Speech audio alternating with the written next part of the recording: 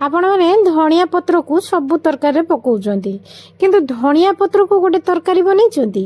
तो चलतु आज धनिया पत्र को गोटे तरकारी बनैबा आ सेईटा देकी भात खाई हबो। देखंतु 100% ग्यारंटी देली सेईटा ही देकी भात खाई जिवे, कोनोसी तरकारी दरकार नै, माछ मांस भी भूली जिवे।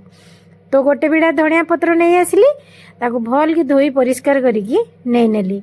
गोटे कड़ाई बसैकी प्रथम तेल दे देली, तेल गोटे चामच देइची, 1.5 चामच पाखापाखि कला जीरा टिके पकेली, रसुण लंका टिके नाड़ी नहीं धनिया पत्र छाड़देली, धनिया पत्र आ टिके नाड़ी नहीं प्याज देदेली, बड़ प्याज गोटे चिन्हैची देदेली, ताकू टिके नड़ा नड़ी करिकी ठंडा हेले ओल्हे आनिकी शिଳରେ बाटिदेली।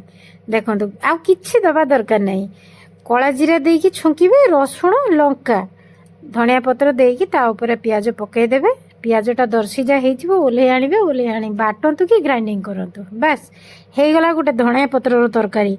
विश्वास करंतु बहुत टेस्ट करिकी खांतु, तापरे जानिबे जे सतरे कोन धनिया पत्रर गोटे तरकारी हेइ पारे आ सेथिरे भात रुचि पारे।